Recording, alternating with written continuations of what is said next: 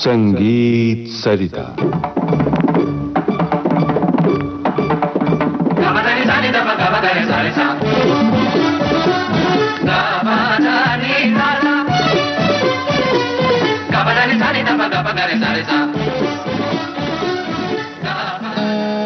गायकी अंग का गिटार।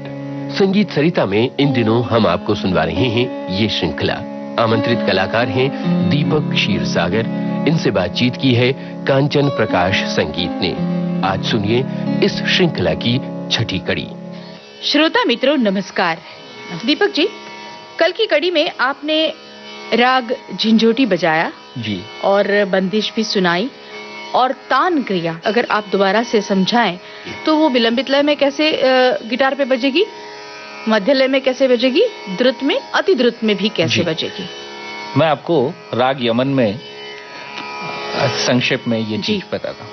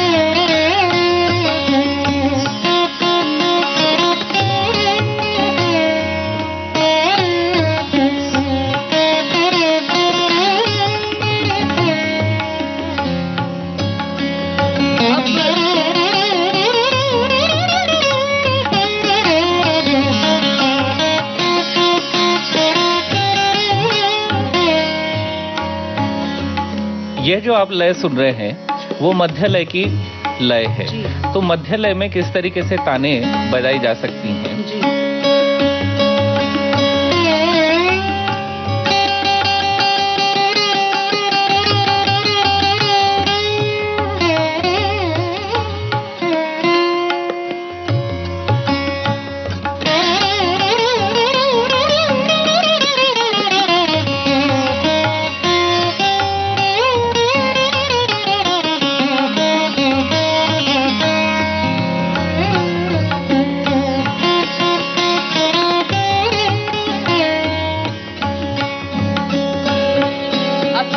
बजाने जा रहे हैं।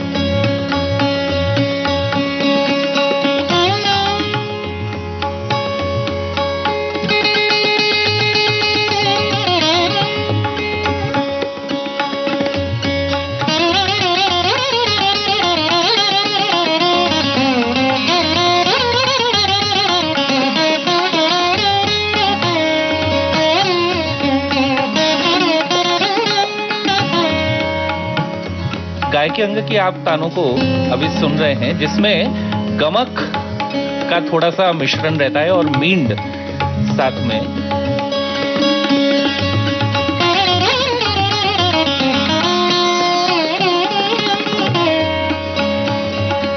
अब आप अति द्रुत में तान का एक प्रकार देखिए।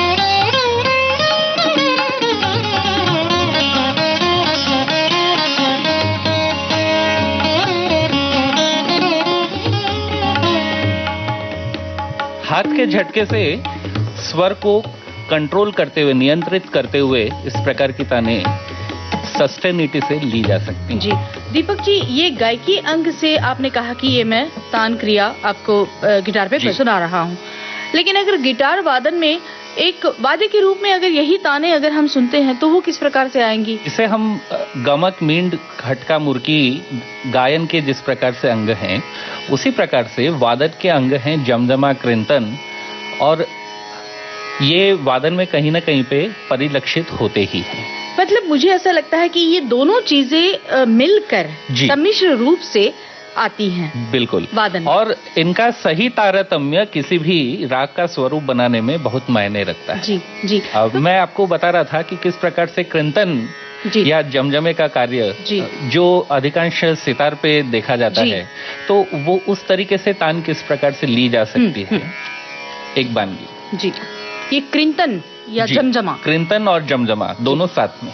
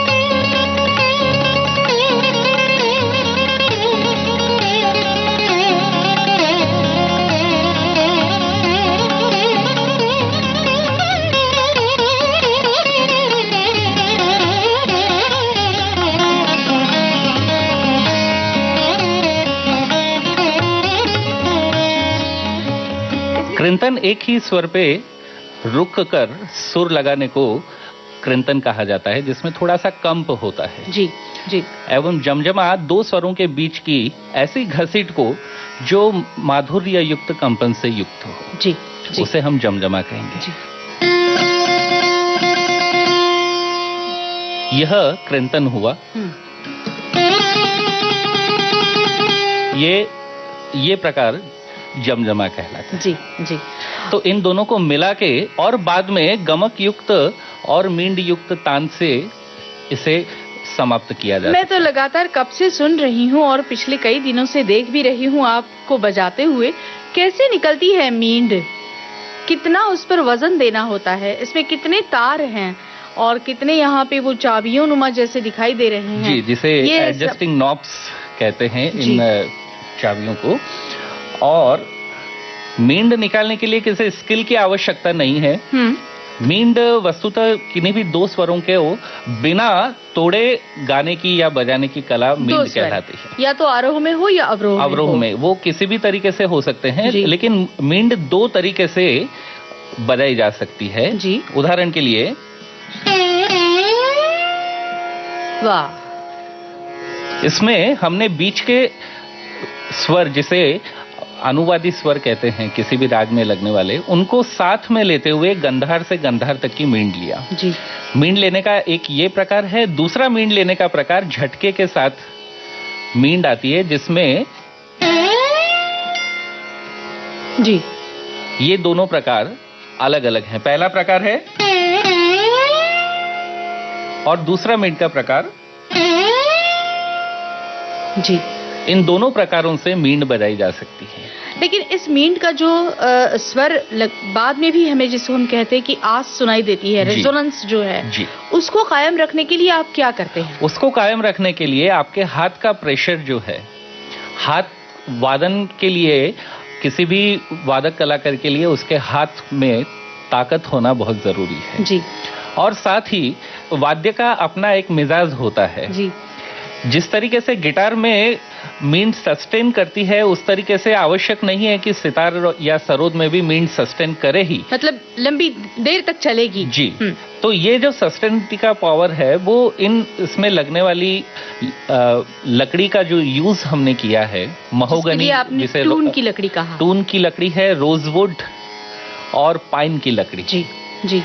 तो इसके उपयोग से इसका रेजोनेंस पावर थोड़ा अन्य इंस्ट्रूमेंट से बेहतर होता है। जी। और इस कारण इस पे गायकी अंग बजाना, वायलिन के बाद में दूसरा इंस्ट्रूमेंट ऐसा है जिस पे गायकी बजाई जा सकती है। जी जी।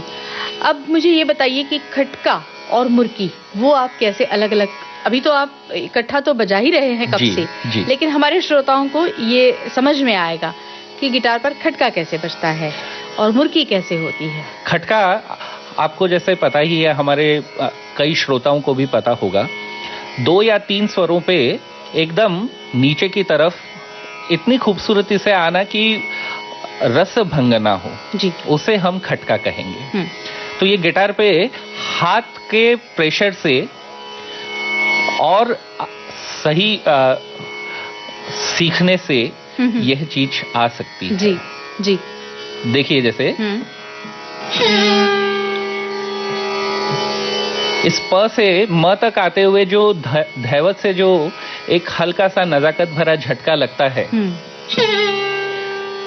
वह सीखने से आ सकता है और उसी के साथ में मुर्की भी हाथ के सही प्रेशर कौशल से और उसमें फ्लेक्सिबिलिटी हो थोड़ी सी। जी। जैसे उदाहरण के लिए मपध मप, एक आप अगर ये राग रूप लें, स्वर रूप लें,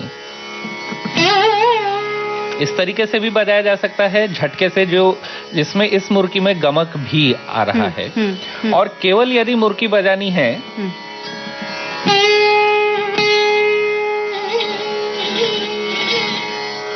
ये आपने सुना,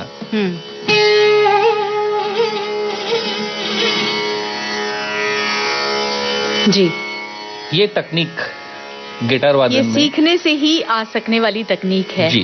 दीपक जी, इसके गठन के बारे में मैं कल चर्चा करती हूँ। जी, आज आप राग यमन में कुछ सुनाएंगे? बिल्कुल जी। राग यमन में एक फिल्म का ही गीत है, उसे ही मैं राग की गत बनाकर आपके सम्मुख जी बजाऊंगा।